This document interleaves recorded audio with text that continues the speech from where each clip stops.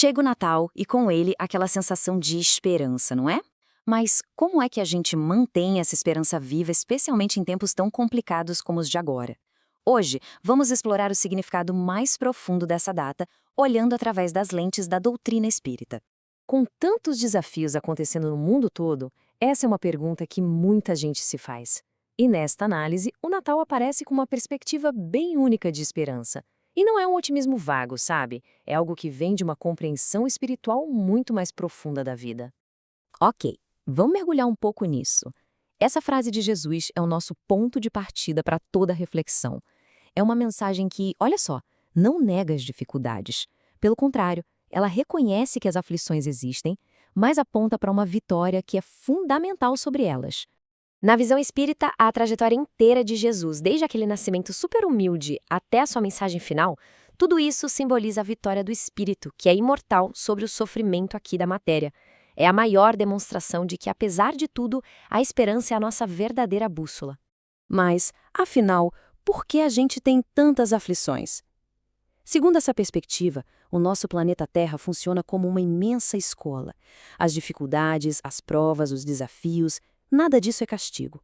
Faz parte de uma pedagogia divina, um método pensado para o nosso crescimento, para o nosso aprimoramento espiritual. Para a gente entender o tamanho do impacto da vinda de Jesus, precisamos voltar no tempo e visualizar o mundo que ele encontrou. O benfeitor Emmanuel, numa de suas mensagens, descreve o planeta daquela época como um lugar dominado por sombras espessas. Vamos ver que sombras eram essas. A primeira grande sombra era a escravidão. Ela corrompia completamente a bênção que é o trabalho e destruía as relações humanas, transformando pessoas em coisas, em posse, em pura exploração. E a justiça? Bom, a justiça da época era totalmente distorcida pela crueldade. O abuso de poder, os caprichos de quem estava no comando, era isso que definia o que era justo, gerando um sofrimento e um desequilíbrio enormes. E essa escuridão chegava até mesmo nos templos. Os lugares que deveriam ser de fé estavam tomados pelo fanatismo, pela crueldade religiosa.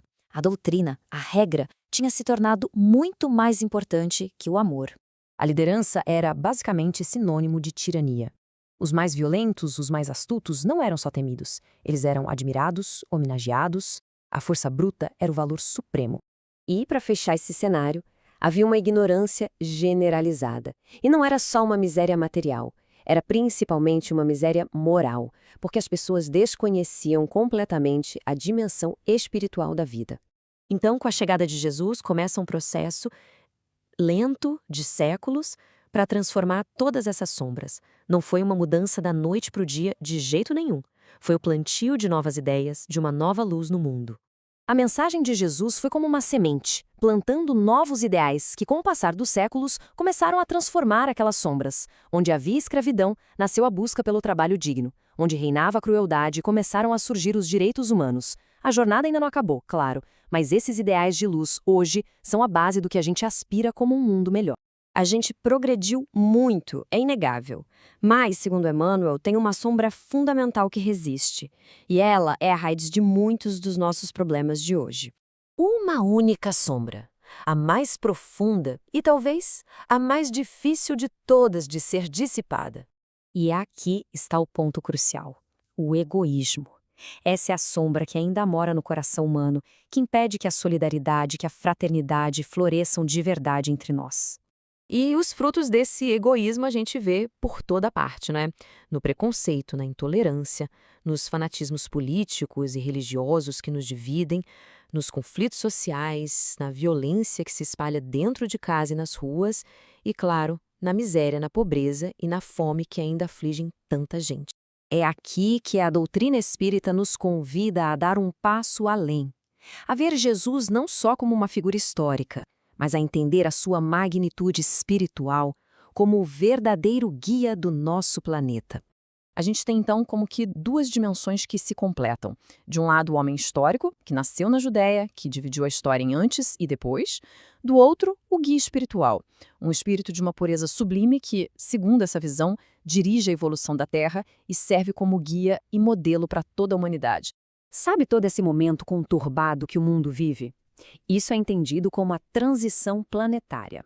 Não é um caos sem propósito, mas um processo de depuração coletiva guiado por Jesus para que a Terra possa avançar para uma nova fase evolutiva, o que se chama de mundo de regeneração.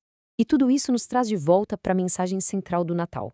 Nessa perspectiva, a data é muito, mas muito mais do que uma festa. É um chamado que se repete todo ano para nossa transformação interior. O convite é muito claro e direto. Primeiro, refletir sobre o exemplo de Jesus. Segundo, olhar para dentro e confrontar o egoísmo que ainda existe em nós. E terceiro, a partir daí, fazer uma escolha consciente, a escolha de amar e de servir. Essa é a verdadeira celebração. E a gente encerra com essa prece que, no fundo, é um convite a uma reflexão final. O que aconteceria se, neste Natal, a gente realmente se permitisse deixar essa luz transformar a sombra mais antiga que carregamos dentro de nós? A resposta para essa pergunta pode ser o começo de uma nova jornada.